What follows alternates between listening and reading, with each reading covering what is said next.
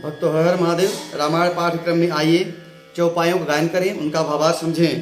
पिछले भाग में हमने गाया कि प्रभु श्री रामचंद्र जी सुमंत को विदा करते हैं।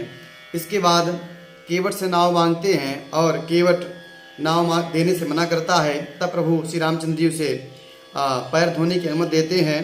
पैर धोने के पश्चात केवट प्रभु श्री रामचंद्र जी को गंगा के पार पहुंचाता है। इसके बाद प्रभु श्री रामचंद्र निषाद राज से कहते हैं कि आप भी वन को घर को लौट जाएं।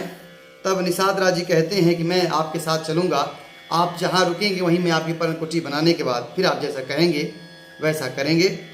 इसके बाद प्रभु श्री रामचंद्र जी निषाद राज लक्ष्मण और सीता जी के साथ आगे के लिए गणेश जी और माता पार्वती और शंकर जी की वंदना करके प्रस्थान करते हैं। आगे आइए चौपाइयों गायन करें, उनका भावार्थ समझें।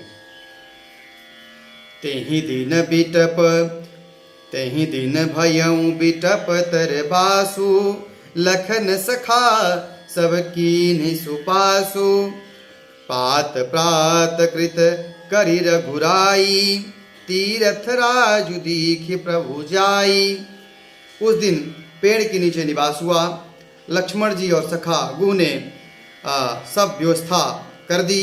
प्रभु श्री रामचंद्र जी सवेरे प्रातः काल की सब क्रिया करके जाकर तीर्थों के राजा प्रयाग के दर्शन किए। सचिव सत्य श्रद्धा प्रिय नारी, माधव सरिस मीतु हितकारी। चारि पदार्थ भरा भंडारो, पुण्य प्रदेश देश यति चारो। उस राजा सत्य मंत्री है, श्रद्धा प्यारी स्त्री है और सी वेणी माधव जी सरीखे हितकारी मित्र हैं। चारों पदार्थ धर्म अर्थ काम मोक्ष ये से इससे भरा हुआ भंडार है और वह पुण्यमत प्रांत ही उस राजा का सुंदर देश है। क्षेत्रगम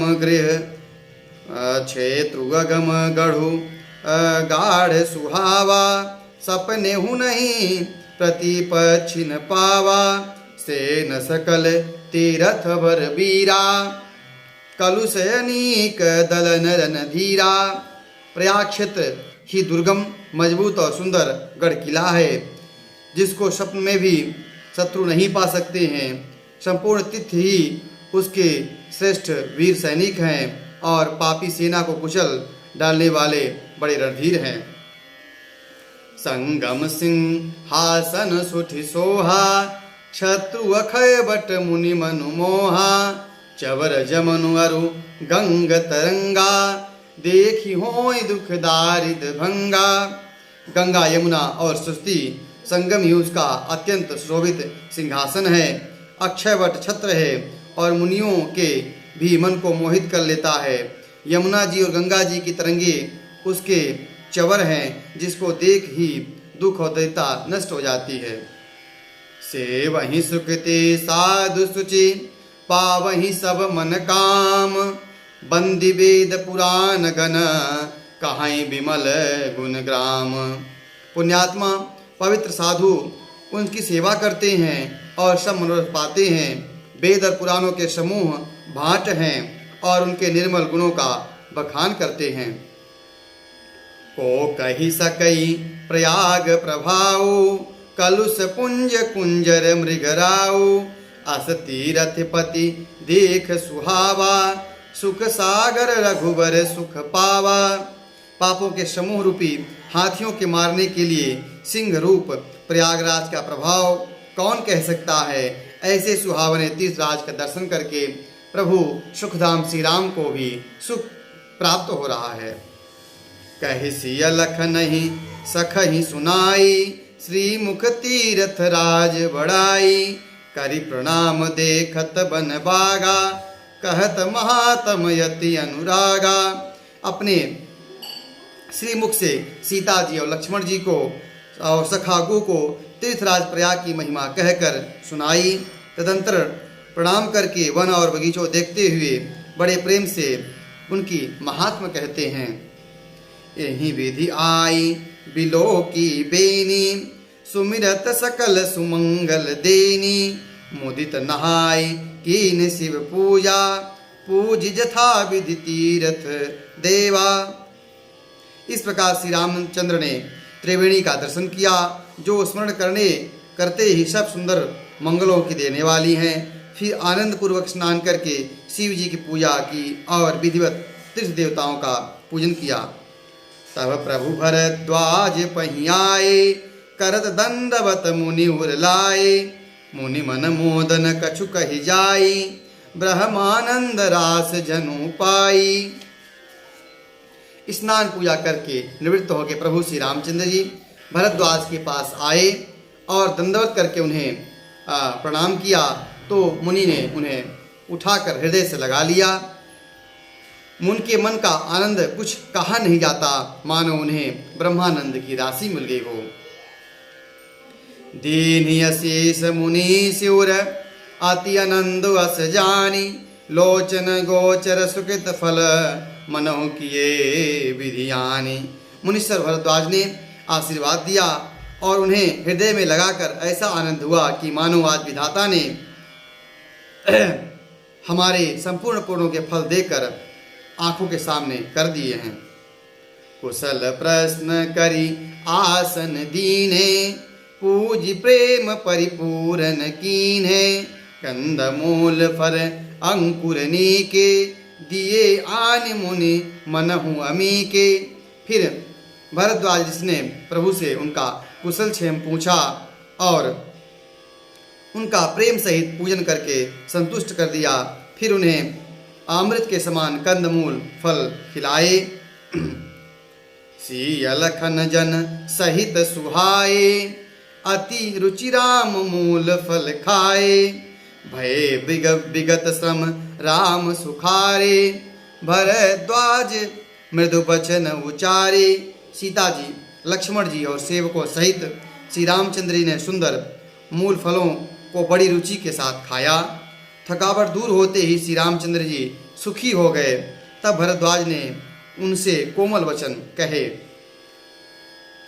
आज सुफल तप तीरथ त्यागो, आज सुफल जप जोग विरागो। सफल सकल शुभ साधन साजो, राम तुम ही अवलोकत आजो। फिर भरद्वाज जी प्रभु श्री रामचंद्र से कहते हैं कि आज मेरा सारा तप और वैराग्य तीर्थ सेवन सफल हो गया। आज मेरा जप योग वैराग्य सब सफल हो गया, क्योंकि आज मेरे संपूर्ण शुभ साधनों का समुदाय ही सफल हो गया। आपको देखकर लाभ अवधि सुख अवधि न, लाभ अवधि सुख अवधि न दूजी।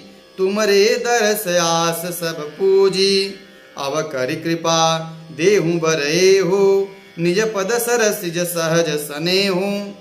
लाभ की सीमा और सुख की सीमा दूसरी कुछ भी नहीं है। आपके दर्शन से मेरी सब आशाएं पूर्ण हो गई। आप कृपा करके यह वरदान दीजिए कि आपके चरण कमलों में मेरा स्वाभाविक प्रेम हो जाए। चरण कम करम बचन मन छाड़ी छलो, जब लगे जनु न तुम्हार, तब लगे सुख सपने नहीं किए कोटि उपचार। जब तक कर्म वचन और मन से छल छोड़कर मनुष्य आपके चरणों की समीपता नहीं स्वीकार करता, आपके चरणों का दास नहीं हो जाता है, तब तक वह जीव मनुष्य करोड़ों उपाय कर ले, वह संसार में क्या कहें स्वप्न में भी सुखी नहीं होता। इस प्रकार भरद्वाज जी प्रभु श्री रामचंद्र से उन्हें अपनी भक्ति मांगते हैं। सोनी मुनि बचन राम सकुचाने, भाव भगति आनंद घाने। तब रघुबरी मुनि सुजस सुहावा, कोटि भांति कही सब ही सुनावा। मुनि के वचन सुनकर उनकी भाव भक्ति के कारण आनंद से तृप्त हुए भगवान श्री राम सकुचा गए। तब श्री रामचंद्र जी ने भरद्वाज मुनि का सुंदर सुयस करोड़ों प्रकार से कहकर सबको सुनाया। सो बड़ सो सब गुण गन गेहू, जेहि मुनि से तुम आदर देहु। मुनि रघुबीर परस पर नवही, बचन अगोचर सुख अनुभवही। हे मुनीश्वर, आप आदर दें, वही बड़ा है और वही बड़ सब गुणों का घर है। इस प्रकार श्री रामचंद्र जी भरद्वाज जी दोनों परस्पर विनम्र हो रहे हैं और अनिर्वचनीय सुख का अनुभव कर रहे हैं।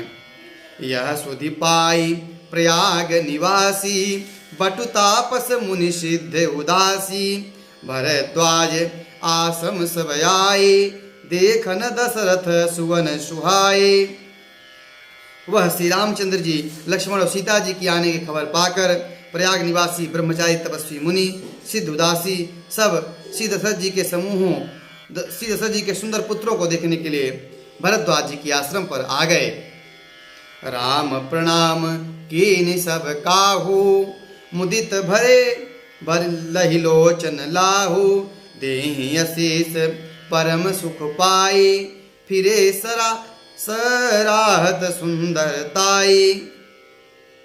श्री रामचंद्र जी ने सबको प्रणाम किया, नेत्रों का लाभ पर सब आनंदित हुए और परम सुख पाकर आशीर्वाद दिए। श्री रामचंद्र जी के सुंदरता की सराहना करके वह लौटे।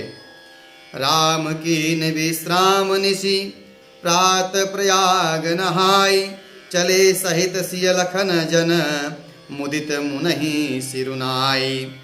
श्री रामचंद्र जी ने रात को वहीं विश्राम किया और प्रातःकाल प्रयाग स्नान करके प्रसन्नता के साथ मुनियों को सिर नवाकर सीता जी और लक्ष्मण जी सेवक के साथ गुह के साथ वह वहाँ से चले। आगे की कथा का प्रसंग हम अगले भाग में गाएंगे। आज की कथा यहीं तक। कथा अच्छी लग रही हो तो इस वीडियो को लाइक करें, शेयर करें। हर हर